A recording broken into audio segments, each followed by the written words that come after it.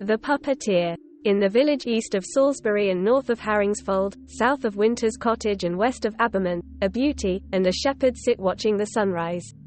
The sky became a mirage and the moon began to slip away.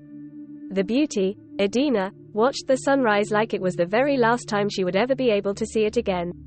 The shepherd, Thurlow, watched Edina as if it were the last time he would ever see those beautiful blue eyes that he couldn't help but dive into as if it were a vast ocean. The morning was perfect for the two of them. They were as happy as could be, and they were each content in the company and the view. Edina and Thurlow had been the talk of the village as of late. They seemed like the perfect couple even though the grandparents were bitter rivals. The story seemed to change every time they heard it. Edina's grandmother, Blythe, said that Thurlow's grandmother, Jocelyn, stole her best horse. Thurlow's grandfather, Morris, said that Edina's grandfather, Aldrich, burned down the barn he had built as a child. Jocelyn said that Blythe let loose their herd of sheep and Aldrich said that Morris broke his cart. Those were the stories they said most of the time, but not one of them could agree with another. Both of their parents had grown tired of the family feud as children and were glad to see the two of them together. Their grandparents, however, were certainly not. Blythe and Aldrich came up with a plan to get Edina and Thurlow away from each other. They decided to hire a professional in mischief who could be easily bought. They hired a man who was traveling through town to do the dirty work. He said he had no name, no family, and no origin. He was simply called the Puppeteer. He knew for a fact that he could get Thurlow and Edina away from each other, but the price was steep. They had to sell their best horse, give him a small diamond, and buy him an expensive suit. To them, it was a small price to pay for their Edina to be away from Thurlow. While this transaction occurred, the Puppeteer was still at work. He had earlier that morning received a job from another angry couple. Jocelyn and Morris had also hired the Puppeteer to separate Edina and Thurlow. He asked for a price they were willing to pay. They had to give them their best traveling cart, 50 yards of pure white silk, and £20. To them, it was a small price to pay for their Thurlow to be away from Edina.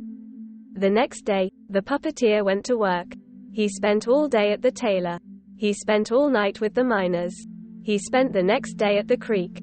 The day after was Sunday, so he spent the day at the church. On Monday, he went all around town busily working, taking his final 2 stops at the homes of Edina and Thurlow, giving him the information he needed for his plan to be in the perfect place.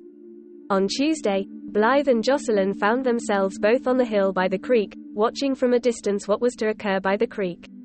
They bickered and fought for several minutes until they realized that the Puppeteer was gone. At the same time, Aldrich and Morris found themselves on the other side of the river, fighting and bickering until they too realized that the Puppeteer was gone. From behind in the shadows, the Puppeteer crept up to the women silently. He looked at Blythe and then Jocelyn, both of them mystified about where he had gone. "My plan is my plan and I shall do it in peace," he said. "Please leave me to my work, or I shall leave you without my ease." The Puppeteer then walked over to the other side of the river over the small bridge behind the men. They looked just as mystified as the grandmothers had been. He repeated, "My plan is my plan and I shall do it in peace. Please leave me to my work, or I shall leave you without my ease." Soon Blythe and Aldrich were reunited in their home. They sat and wondered whatever was wrong. Something about that Puppeteer made him feel strange.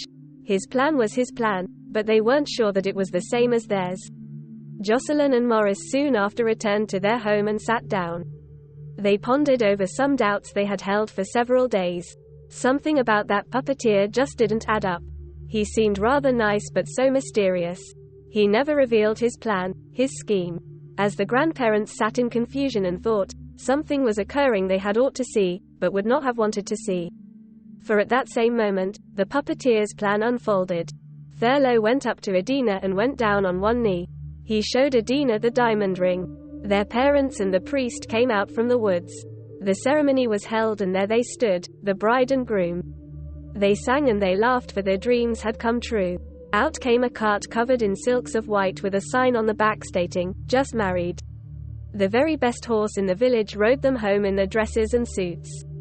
They would always remember the Puppeteer's plan and the clever parents who had put it all together. The end.